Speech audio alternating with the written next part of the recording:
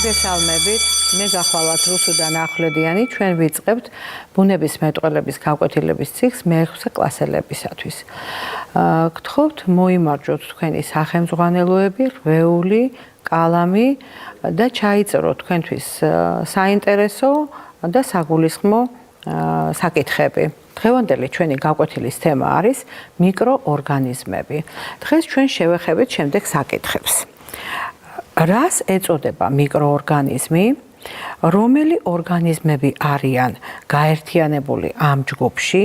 რა განსხვავებაა მიკროორგანიზმებს შორის? რა საერთო თვისებები აქვთ მათ და რა პირობებია საჭირო მათი არსებობისთვის? დავიწყოთ იქედან, რომ მიკროორგანიზმები ეს არის ორგანიზმთა ძალიან მრავალფეროვანი ჯგუფი, რომლებიც გაერთიანებული არიან ერთი პრინციპით. ისინი არიან ძალიან პატარა ზომის. იმისათვის, რომ მიკროორგანიზმები შეესწავლათ, აუცილებელი იყო მიკროსკოპის გამოგონება. მიკროსკოპი არის ხელსაწყო, რომელიც გადიდების საშუალებას იძლევა ორგანიზმების ზომის გადიდების საშუალებას მხედველობის არეში. ეს მიკროსკოპის გამოგონება და მიკრობების აღმოჩენა ძალიან დაგვიანდა.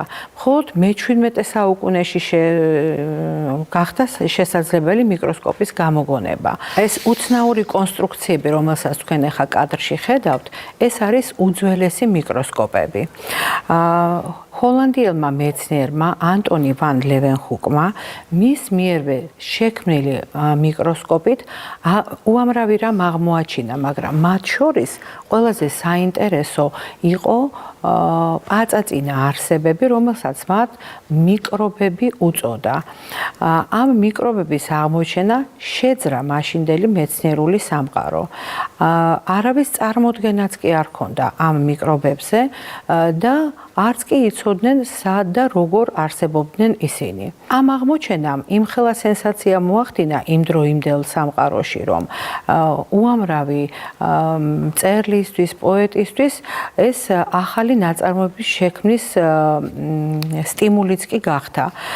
ცნობილია ესეთი ფაქტი, რომ გამოჩენილი მწერალი ჯონათან სვიფტი ისე დაინტერესდა ამ აღმოჩენით, რომ მან შექმნა ძალიან ცნობილი სათავგადასავლო რომანი გულივერის მოგზაურობა.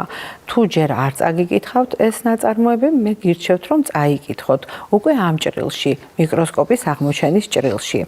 მას შემდეგ მიკროსკოპები ძალიან დაიხვეწა.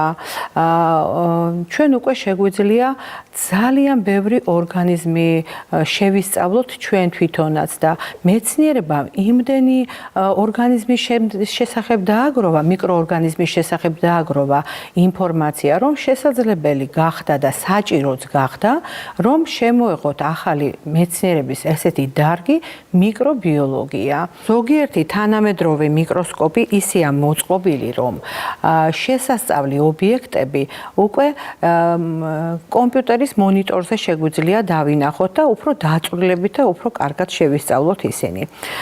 მიკრობები გვხვდება ორგანიზმთა სხვადასხვა ჯგუფში. ესენი არიან ვირუსები, ბაქტერიები, წყალმცენარეები, სოკოები და ასე შემდეგ. გარდა იმისა, რომ მათ აქვთ პატარა ზომა, მათ აქვთ ასევე თავისი კონკრეტული თვისებები. მოდით განვიხილოთ თითოეული ჯგუფის წარმომადგენელი.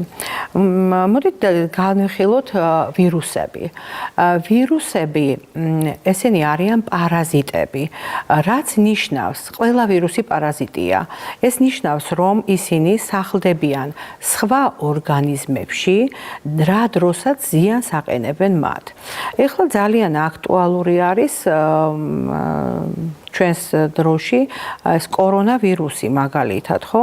მაგრამ ვირუსები ახასიათებს არა მხოლოდ ადამიანს, არამედ ვირუსები უჩნდება მცენარეებსაც, ცხოველებსაც და თქვენ წარმოიდგინეთ ბაქტერიებსაც.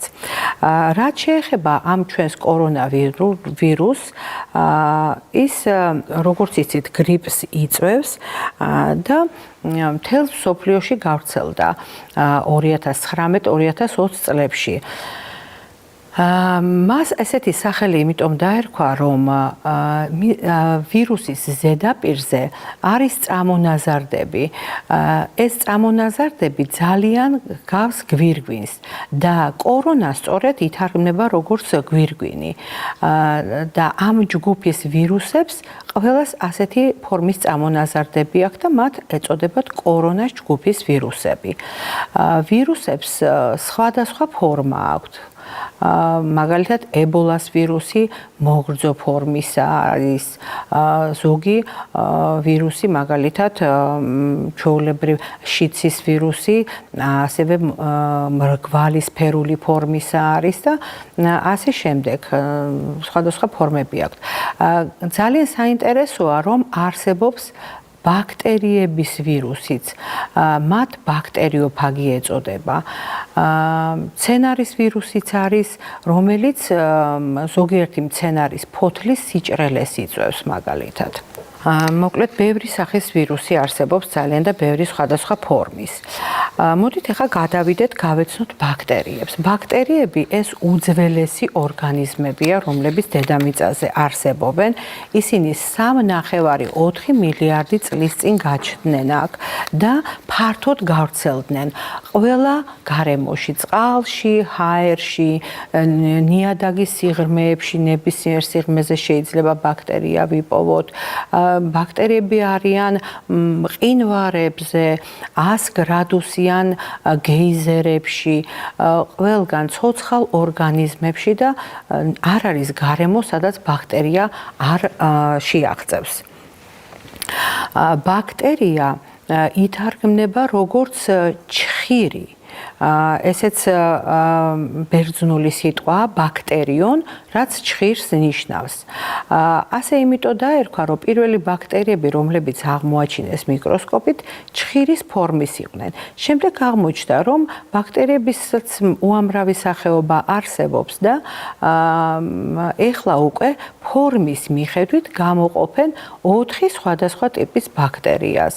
ეს არის ბურთულის ფორმის ბაქტერია, რომელსაც კოკი ეწოდება, იგივე ჩხირის ფორმის ბაქტერია, რომელსაც ბაცილა ეწოდება, ნამგლის ფორმის ბაქტერია, რომელსაც ვიბრიონი ეწოდება და ზამბარის ფორმის ბაქტერია, რომელსაც სპირილას უწოდებენ.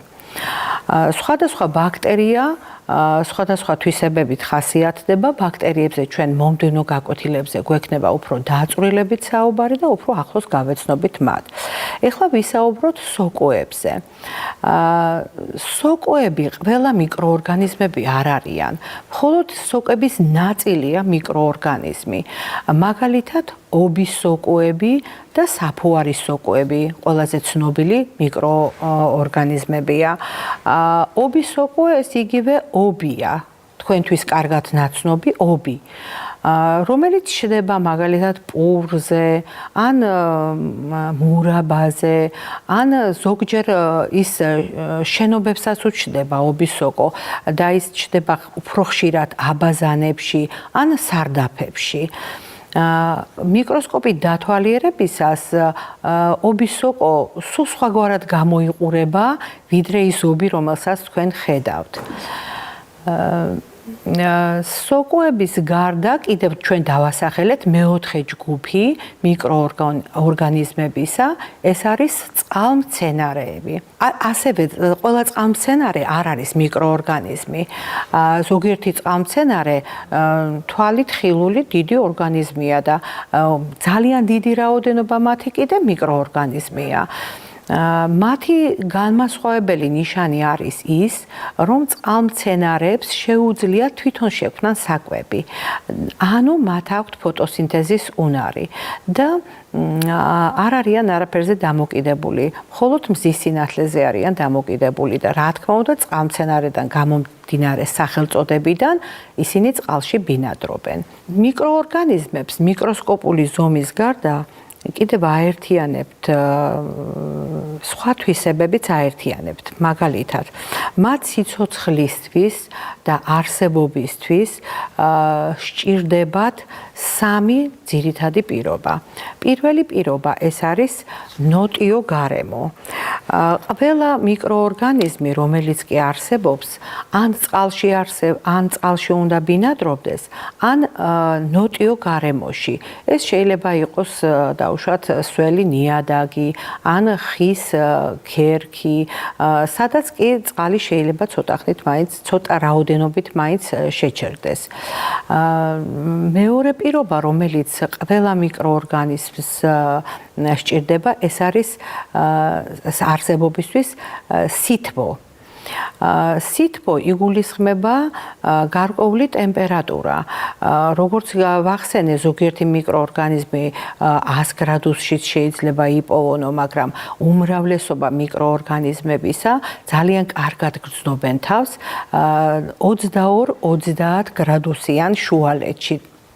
ტემპერატურულ შუალედში და მრავლდებიან აი ამ ტემპერატურის პირობებში. გამრავლებისთვის მათ და კარგი არსებობისთვის მესამე პირობა სჭირდებათ კიდე. ეს მესამე პირობა არის საკვები. მიკრობებს კვება სჭირდებათ. კვების გარეშე ისინი ვერ გამრავლდებიან. მაგრამ ყველა მიკრობი სხვადასხვა საკვებს იყენებს. წყალმცენარეები მაგალითად თვითონ ქმნიან საკვებს. საფუარი სოკო ან ზოგიერთი ბაქტერია უნდა მოხვდეს რაღაც ისეთ არეში, სადაც მას უკვე მზა საკვები დახვდება. მაგალითად, საფუარს პურის გამოსაცხობად იყენებენ და როდესაც ის ცომში, პურის ფქვილში, დასველებულ პურის ფქვილში ცომში მოხვდება, იწყებს იქ არსებული შაქრით გამოკვებას. შევაჯამოთ ჩვენი დღევანდელი გაკვეთილი. ჩვენ გავიგეთ, რომ მიკროორგანიზმებს ჰქონიათ საერთო ნიშანი. პირველი ის, რომ ისინი უხილავი არსებები არიან და მათი შესწავლა უკავშირდება მიკროსკოპის გამოგონებას. მეორე, რომ არსებობისათვის მათ ნოტიო გარემო, საკვები და სითბო სჭირდებათ. მესამე, რომ ისინი გავრცელებული არიან ყველგან, წყალში, ხმელეთზე, ნიადაგში, ჰაერში, ყველგან. თუმცა მათ შორის ასევე აღმოვაჩინეთ განსხვავებები. ისინი რამოდენიმე სხვადასხვა ჯგუფს მიეკუთვნებიან და ამიტომ განსხვავებული აგებულება აქვთ. ასევე ყველა მათგანს არსებობისათვის სჭირდებათ საკვები და ეს საკვებიც განსხვავებულია. მოდით ჩვენ ესეთი რაღაც გავაკეთოთ ახლა. მოდით სახლში შეეცადეთ ხელთ არსებული სხვადასხვა მასალისგან, ეს იქნება პლასტილინი, ეს იქნება მძივი, ეს იქნება მაკარონი, თუ სხვა ქაღალდი, ფერადი ქაღალდი და ასე შემდეგ, შევქმნათ მოდით მიკროორგანიზმების მოდელები. შეეცადეთ, რომ ამ მოდელის შექმნისას მათ შორის განსხვავებები აჩვენოთ. ამჯერად ჩვენი გაკვეთილი დასრულებულია. ჩვენი მომდევნო გაკვეთილის თემა იქნება სასარგებლო და მავნე ბაქტერიები. იმედია გაკვეთილი მოგეწონათ. მომავალ შეხვედრამდე წარმატებებს გისურვებ.